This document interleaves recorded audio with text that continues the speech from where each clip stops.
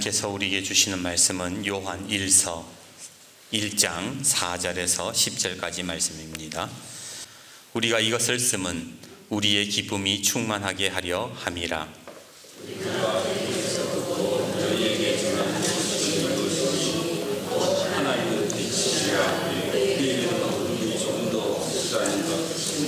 만일 우리가 하나님과 사귐이 있다 하고 어둠에 행하면 거짓말을 하고 진리를 행하지 아니함이거니와 그가 가운데 계신 것 같이 우리도 가운데 행하면 우리가 서로 사귐이 있고 그 아들 예수가 우리를 모든 죄에서 깨끗하게 하실 것이요. 만일 우리가 죄가 없다고 말하면 스스로 속이고 또 진리가 우리 속에 있지 아니할 것이요. 만일 우리가 우리 죄를 자백하면 그는 미쁘시고 의로우사 우리 죄를 사하시며 우리를 모든 불의에서 깨끗하게 하실 것이요. 같이요. 만일 우리가 범죄하지 아니하였다 하면 하나님을 거짓말하는 이로 만드는 것이니 또한 그의 말씀이 우리 속에 있지 아니하니라. 아멘. 세상에서 가장 빠른 닭이 있대요. 그 닭의 이름은 후다닥입니다. 세상에서 제일 미운 닭은 삐딱이래요. 그리고 미친 닭은 핵가닭이래요. 그래도 뭐니 해도 제일 좋은 닭은 토닥토닥이랍니다. 어버이 주일 옆에 분을 토닥이면서 이렇게 인사해 봅시다. 어느 라디오에서 이런 사연이 소개가 되었습니다. 한 성도님의 결혼식장에서 일어났던 일입니다. 보통 교인이 결혼을 하면 목사님이 주례와 함께 설교도 하지 않습니까? 그날 목사님의 설교 본문이 요한 1서 4장 18절이었어요. 사랑 안에 두려움이 없고 온전한 사랑이 두려움을 내쫓나니 두려움에는 형벌이 있습니다. 두려워하는 자는 사랑 안에서 온전히 이루지 못하였느니라. 사랑하라는 말씀이죠.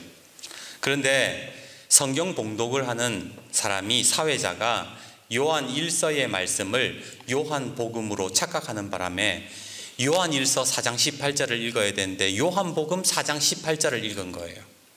요한복음 4장 18절, 너에게 남편이 5이 있었고 지금 있는 자도 네 남편이 아니니 네 말이 참되도다. 목사님이 얼마나 당황하고 하객들은 또 얼마나 황당했을까요? 가끔 재미있는 이야기를 하면 잘 안 웃으시는 분들이 있습니다. 특히 연세가 높을수록 잘 안 웃어요. 제가 한 번은 장로님들 연합회에 가서 특강을 했는데 제가 우스갯소리를 했어요. 장로님들의 반응이 압권입니다. 안경이 이렇게 반쯤 내려가지고는 하하하 그러더니 많이 안 웃고 하하 이러더니 얼굴을 싹 정색을 하면서 하하 표정이 싹 바뀌어버리는 거예요. 무슨 짓을 해도 이 분위기가 밝아지지가 않는 거예요. 아니 웃으면 누가 잡아가나? 애들은요 재채기만 해도 웃어요. 애들은 어린 손주를 두신 분 아시겠지만 똥! 이러면 막 빵 터져요. 방구! 이래도 막 깨라라 넘어갑니다. 그런데 왜 나이가 들면 웃지를 못하는 걸까요? 어떤 분이 답을 알려주셨습니다. 웃을 일이 있어야 웃지. 사실 웃을 일이 별로 없어요. 늘 돈에 쪼달리고 자식 새끼는 속썩이고 몸은 점점 약해지고 몸이 아픈데 뭐가 좋아서 웃을 수 있단 말입니까? 저는요 제일 싫어하는 말 중에 하나가 행복해서 웃는 게 아니라 웃어서 행복합니다. 이 말 제일 싫어요. 웃기고 있네. 뭘 웃어서 행복을 해? 계속 웃으면 그거 정신 나간 인간이지 행복하지도 않는데 억지로 웃어서 어떻게 뭐가 인생이 달라진단 말입니까? 특히 기독교 서적들을 보면요 이런 이야기 되게 많이 합니다. 무조건 감사했더니 감사거리가 넘쳐났다. 무조건 기뻐했더니 하나님께서 기쁨을 주셨다. 모르겠어요 저는 그거 솔직히. 그런데 그렇게 말을 하는 이유가 뭐냐? 성경에 그렇게 쓰여져 있기 때문에 그런 거예요. 데살로니가전서 5장 16절에서 18절 항상 기뻐하라 쉬지 말고 기도하라 범사에 감사하라 이것이 그리스도 예수 안에서 너희를 향하신 하나님의 뜻이니라. 하나님의 뜻이니까 무조건 기뻐해야 된다. 그런 논리로 자꾸 이야기를 한다라는 겁니다. 아니, 기뻐하고 감사하고 기도하는 것이 하나님의 뜻이니 그래 알겠는데 그게 여러분 가능합니까? 아무리 하나님의 뜻이라지만 그거는 불가능해 보이는 것 같아요. 따지고 보면 예수님도 못했던 것 같아. 성경에 보면 예수님이 웃었다 이런 말이 하나도 없어. 맞잖아요. 예수님이 빵 터졌다 이런 말 있어요, 성경에? 예수님이 항상 기뻐하셨다 이런 말 없다니까요. 그런데 왜 우리 보고 항상 기뻐하라는 거예요? 저는요, 지금까지 기쁨에 대한 설교를 잘 안 했습니다. 꺼려 했어요. 왜냐하면 내가 별로 안 기뻤어. 내가 막 기쁨이 안 넘치는데 막 기뻐하라. 그거 좀 거짓말하는 것 같고 막 양심의 가책을 느끼고 부담이 되고 막 그 위선인 것 같아서 잘 안 했어요. 그렇다고 고민을 안 한 건 아닙니다. 성경도 읽었고 기도도 했고 억지로 기뻐해 보려고 노력도 했어요. 그런데 안 기쁜데 어떡하라고? 맞잖아요. 그거 여러분 안 해보신 분 어디 있어요? 다 해봤는데 뭐. 여러분들은 어떠세요? 그래 했는데 기쁨이 진짜 생기던가요? 기쁨이 넘치시던가요? 아니잖아요. 그런데 왜 자꾸 성경은 하나님을 기뻐해라, 기쁨으로 예배와 찬양을 드리라 그렇게 자꾸 얘기하는데 제가 어떻게 해야 될지를 모르겠는 거예요. 믿음이 있으면 기쁨이 넘칠까요? 기도하면 기쁨이 생길까요? 꼭 그렇지도 않더라고요. 늘 걱정과 염려 속에서 살아가는 내 자신만 발견할 뿐입니다. 그렇다면 어떻게 해야 기뻐할 수 있고 기쁨이 내 속에서 넘치냐 말입니다. 어떻게 해야 될까요, 여러분? 요 근래 책을 하나 읽고 있는데 그 책은 우리나라 무속신앙에 관련된 책입니다.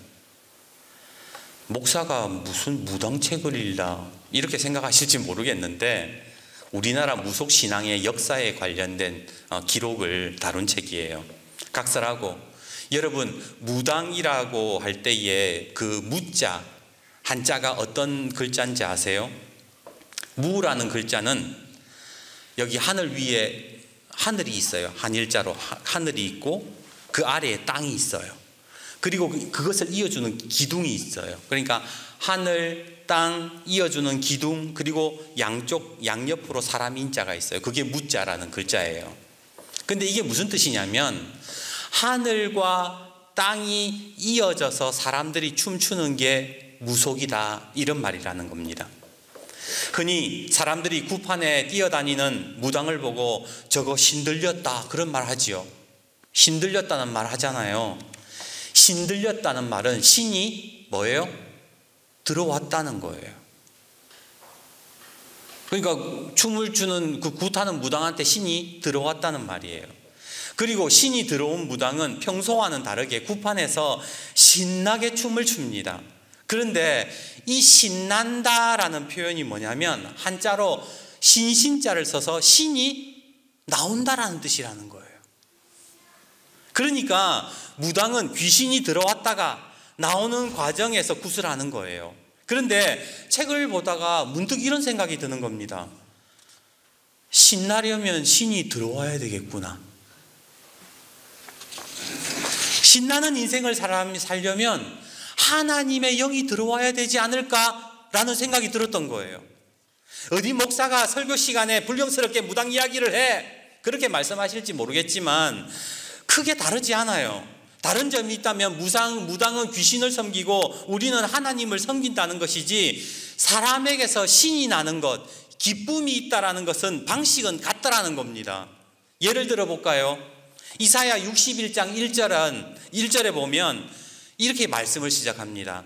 주 여호와의 영이 내게 내리셨으니 이사야가 뭐라고 고백을 하냐면 하나님의 영이 지금 내게 들어왔다라고 고백을 해요. 그런 다음에 어떤 역사가 일어나느냐, 어떻게 이야기를 하느냐, 이사야 61장 1절에서 3절인가요? 4절까지 말씀을 제가 읽어드릴게요.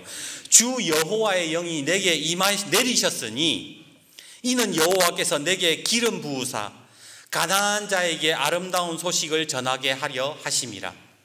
나를 보내사 마음이 상한 자를 고치며 포로된 자에게 자유를, 갇힌 자에게 노임을 선포하며 모든 슬픈 자를 위로하되 무릇 시온에서 슬퍼하는 자에게 화관을 주어 그 죄를 대신하여 기쁨의 기름으로 그 슬픔을 대신하며 찬송의 옷으로 그 근심을 대신하고 그들이 의의 나무 곧 여호와께서 심으신 그 영광을 나타낼 자라 일컬음을 받게 하려 하심이라. 하나님의 영이 내 속에 들어오니까 상처된 마음이 치유가 되고 자유함을 얻고 갇힌 자가 노임을 받게 되고 슬픈 자가 위로받게 되고 기뻐하게 된다. 이것이 뭐예요? 이사야가 지금 말씀하는 내용이더라는 거예요. 뭐가? 하나님의 영이 내 속에 들어오니까. 예수님도 이렇게 말씀하셨어요. 요한복음 15장 11절 내가 이것을 너희에게 이름은 내 기쁨이 너희 안에 있어 너희 기쁨을 충만하게 하려 함이라. 그냥 기쁨이 지는 게 아니라는 거예요. 예수님의 기쁨이 내 속에 들어왔을 때에 내 기쁨이 뭐예요? 충만해진다. 예수님이 그렇게 말씀하셨어요. 요한복음 16장 24절은 또 이렇게 말씀합니다. 지금까지 너희가 내 이름으로 아무것도 구하지 아니하였으나 구하라. 이제 예수님의 이름을 구하라. 그리하면 받으리니 너희 기쁨이 충만하리라. 예수님의 이름으로 구하는 것. 기쁨은요, 제가 살펴보니까 다 쓴 치약 쓰듯이 짜내듯이 억지로 기뻐하는 것이 아니라 하나님의 영이 내 속에 임하고 예수님의 기쁨이 내 안에 있을 때에 기쁨이 나오게 되더라는 거예요. 기쁨이 충만하게 되더라는 거예요. 찬송가 191장, 여러분 잘 아는 찬송이에요. 내가 매일 기쁘게 순례의 길 행함은 주의 팔이 나를 안보함이요. 내가 주의 큰 복을 받는 참된 비결은 주의 영이 함께 함이라. 성령이 계시네. 할렐루야, 함께 하시네. 좁은 길을 걸으며 밤낮 기뻐하는 것 주의 영이 함께 함이라. 기뻐하는 것, 주의 영이 함께 할 때 기뻐할 수 있대요. 순례의 길을 걸어갈 수 있대요. 시도 때도 없이 억지로 하하호호 거리는 게 기쁨이 아니라는 거예요. 그렇게 해서는 기쁨 안 생긴다는 거예요.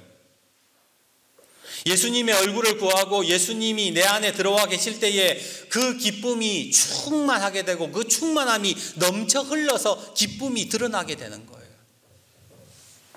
오늘 본문 4절 말씀을 보시면 사도 요한이 이렇게 말합니다. 4절을 보세요. 우리가 이것을 쓰면 우리의 기쁨이 충만하게 하려 함이라. 뭐 때문에 썼다 그래요?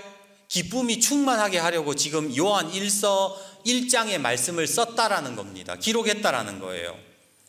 그렇다면 사도 요한이 지금 이야기해주는 기쁨이 뭔가?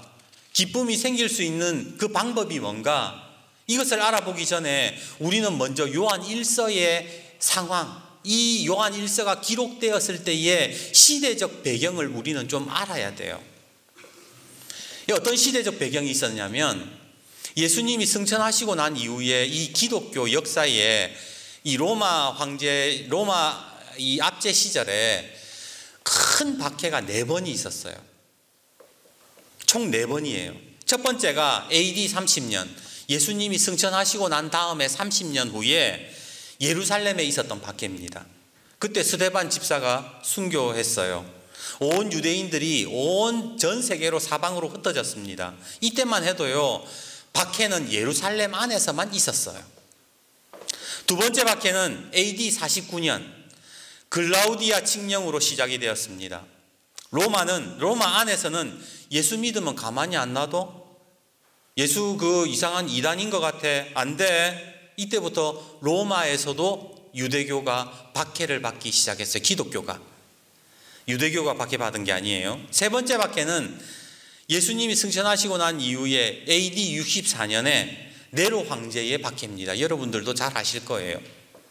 네로 황제가 로마를 다스릴 때에 무슨 일이 있었어요? 로마 대화재가 있었습니다. 우리나라로 치면 경상북도가 홀라당 타버린 거예요. 다 타버린 거예요. 그로 인해서 성난 군중들, 로마인들의 분노를 돌리려고 예수쟁이가 불질렀다. 그래서 핍박이 이루어지기 시작한 겁니다. 그때 여러분들이 아는 카타콤, 지하 묘지, 그 다음에 콜로세움에서 사자밥이 되는 일들이 막 일어나는 거예요. 그리고 네 번째가 AD 90년, 예수님이 승천하시고 난 다음에 90년 후에 90년에 도미티안 박해가 일어납니다. 이 도미티안이 황제거든요, 네로처럼. 근데 이 도미티안은 미친 걸로 따지면 갑 중에 갑이에요. 네로보다 훨씬 더했어요. 당시 로마 황제들은 죽으면 다 신으로 받들어지는데 얘는 내 살아생전에 나는 신처럼 대접받고 싶다. 그래가지고 살아있는 나를 섬기고 경배해라. 아니면 다 죽어. 그랬던 거예요. 그리스도인들이 당연히 따랐겠습니까? 안 따랐겠지요. 그래서 자기를 따르지 않는 그리스도인들을 고발하면 포상을 주고 온전한 직업을 가질 수 없게 만들었습니다. 잡힌 그리스도인들이 배교하지 않으면 처참하게 죽여버렸어요. 나중에는 이 미친 황제가 뭐라고 얘기하냐면 내 살아생전에 로마 도시에서 그리스도인과 교회의 씨를 말려버리겠다, 그런 소리까지 했습니다. 그런데 이때 기록된 말씀이 요한 1서 1장의 말씀이라는 거예요. 그러니까 이 말도 안 되는 미친 상황 속에서 지금 사도 요한이 무슨 이야기를 하느냐? 뭐 했다는 거예요? 기쁨에 대한 이야기를 하고 있다라는 겁니다. 와, 뭐 어떻게 이런 상황에서 기쁨을 이야기하지?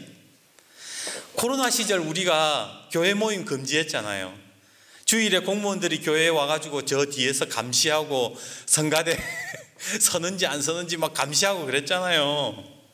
그것이 뭐 꼭 핍박이라고까지 할 수 없지만 그로 인해서 교회들이 많이 힘들어했고 문 닫는 교회, 망하는 가게, 우울증에 걸린 사람들이 되게 많았습니다. 하물며 이 도미티안의 시대 때 기쁨에 대한 이야기를 한다라는 것이 거의 불가능할 것 같은데 사도 요한이 기쁨에 대해서 이야기를 하네요. 내가 이것을 기록함은 너희에게 기쁨이 충만하게 하려 함이다. 이렇게 이야기를 한다라는 겁니다. 그러면 지금 사도 요한이 말하는 기쁨의 방법이라는 게 뭔가? 우리가 어떻게 기쁨이 충만할 수 있을까? 그 방법을 이야기를 해주는 겁니다. 5절 말씀을 보십시오. 우리가 그에게서 듣고 너희에게 전하는 소식은 이것이니 곧 하나님은 빛이시라. 그에게는 어둠이 조금도 없으시다는 것이니라. 지금 요한이 뜬금없이 기쁨에 대한 이야기를 한다고 이야기를 하다가 갑자기 하나님은 빛이시다라고 이야기를 한다는 거예요. 이 왜 하나님의 빛이시다라고 얘기를 하냐면 하나님의 빛이 내 속에 들어와야 된다라는 것을 말하는 겁니다. 얼마 전에 우리 교회 마당에 태양광 전원등을 사가지고 꽂았어요. 처음에 샀을 때는 아이고 이거 중국에서 시켰는데 제대로 작동이 될까 걱정을 했는데 신기하게도 밤이 되니까요 얘가 태양빛을 받아가지고 환하게 비쳐요. 근데 재미있는 사실은 풀이 좀 자라고 느티나무가 무성해지고 그늘이 막 지니까 얘네들이 희마리가 없어. 빛이 한 시간 정도 이렇게 비추다가 다 잠들어 버려요. 시들해져 버려요. 근데 그걸 보면서 우리도 빛이신 하나님의 빛을 받지 못하면 저렇게 되겠구나라는 생각이 들었던 겁니다. 하나님의 빛을 받지 못하면요 우리의 기쁨도 그렇게 오래 갈 수가 없어요. 기쁨이 충만할 수 없어요. 그래서 사도 요한이 얘기하는 게 뭐냐면 하나님은 빛이라는 거예요. 그래서 7절 보세요. 그가 빛 가운데 계신 것 같이 우리도 빛 가운데 행하면 우리가 서로 사귐이 있고 하나님의 그 기쁨에 하나님의 사귐이 있어야만 뭐예요? 그 아들 예수의 피가 우리의 모든 죄에서 깨끗하게 하실 것이다. 그렇게 이야기를 하는 겁니다. 사실 인생을 살면서 좋은 일도 많이 있었잖아요. 꼭 슬픈 일만 있었던 건 아니잖아요. 근데 아무리 좋은 것을 가지고 아무리 좋은 일이 있어도 그 기쁨이 그리 오래 가지는 않습니다. 그런데 빛이신 하나님께서 내 속에 계시고 그 빛을 충만하게 받으면 우리의 죄가 깨끗하게 되고 어두운 밤에도 찬란하게 빛을 낼 수 있는 존재가 된다. 사도 요한은 그렇게 이야기를 하고 있더라는 겁니다. 그러면 하나님 빛 받으려면 어떻게 해야 돼요? 내가 뭐 태양열 전등이 돼야 되나? 하나님 빛 받으려면 어떻게 해야 되느냐? 그 답이 9절과 10절입니다. 9절에 있어서 10절 제가 읽어드립니다. 만일 우리가 우리 죄를 자백하면 그는 미쁘시고 의로우사 우리 죄를 사하시며 우리를 모든 불의에서 깨끗하게 하실 것이요 만일 우리가 범죄하지 아니하였다 하면 하나님을 거짓말하는 이로 만드는 것이니 또한 그의 말씀이 우리 속에 있지 아니하니라. 하나님의 충만한 빛을 받으려면 어떻게 해야 되냐면 우리가 죄를 자백해야 된다는 거예요. 하나님 앞에 회개할 수 있어야 된다는 거예요. 느헤미야 8장을 보면 이스라엘 백성들 가운데에 기쁨이 넘쳤다라는 말씀이 나옵니다. 도대체 왜 기쁨이 넘쳤는가를 살펴보면 뭐 성벽을 다 지어서 아이고 좋다, 성벽 지어서 우리가 안전해졌다, 그래서 기뻐했던 게 아니에요. 어떻게 되느냐? 느헤미야가 학사 에스라를 불러다가 하나님 말씀을 낭독하고 그 말씀을 해석해 주자 그 말씀 앞에서 회개하는 역사가 일어났고, 회개하고 난 이후에 이스라엘 백성들 마음속에서 기쁨이 넘쳤다라고 성경은 그렇게 증언을 하고 있더라는 거예요. 우는 것과 웃는 것은 다른 감정인 것 같습니다. 회개하는 것과 기뻐하는 것은 전혀 다른 것 같지만 아니에요. 같은 감정입니다. 같은 은사입니다. 고린도후서 7장 9절에 바울이 이렇게 얘기해요. 내가 기뻐함은, 나 지금 기쁘다. 근데 왜 기쁘냐? 너희가 근심함으로 회개함에 이른 까닭이라. 내가 참 기쁜 거는 너희가 근심함 가운데에 회개했기 때문에 내가 너무 기뻐라고 이야기를 하는 거예요. 왜 바울이 근심하고 회개하는 사람들에게 기쁘다고 얘기를 했느냐? 바로 회개하는 심령 가운데에 하나님의 빛이 온전히 임하기 때문에 그래요. 하나님, 빛이신 하나님의 빛이 내 삶에 비춰질 때에 죄가 하나님의 빛을 가리게 됩니다. 그런데 회개함을 통해서 그 가림막을 걷어낼 때에 하나님의 빛이 내 가운데 충만하게 되고 나는 태양열 전등처럼 밤에도 빛나는 삶을 살 수, 어두운 세상에도 빛나는 삶을 살 수 있게 되더라는 거예요. 이제 말씀을 맺습니다. 오늘 어버이 주일을 맞이하여서 우리 부모님들, 여기 계시는 부모님들을 생각하며 기도했습니다. 하나님, 우리 부모님들 참 쉽지 않은 삶을 살아오셨고 고생도 많았습니다. 이제 몸이 예전만 못하고 하루하루 쇠약해져가는 모습들을 보게 됩니다. 그때마다 안타깝고 인생의 허무함을 느낍니다. 그러나 하나님이 주시는 기쁨만큼은 충만하기를 간절히 기도합니다. 그렇게 기도했어요. 우리 부모님들의 삶에 빛이신 하나님께서 오셔서, 들어오셔서 기쁨을 충만하게 하시기를 간절히 소망합니다. 오늘 하나님께 다시 엎드리고 자복하고 회개할 때에 하나님께서 우리 부모님들의 삶에 함께 하실 것입니다. 말씀을 준비하다가 찬송가 91장을 불렀어요. 슬픈 마음 있는 사람, 예수 이름 믿으면 영원토록 변함없는 기쁜 마음 얻으리. 예수의 이름은 세상의 소망이요 예수의 이름은 천국의 기쁨일세. 오늘 우리 부모님들이 지금의 삶이 완벽하지는 않아도, 너무 좋은 일이 있지는 않아도 예수 이름 믿어서 영원토록 변함없는 기쁜 마음을 얻을 수 있는 은혜가 있기를 주님의 이름으로 축복합니다. 기도하겠습니다.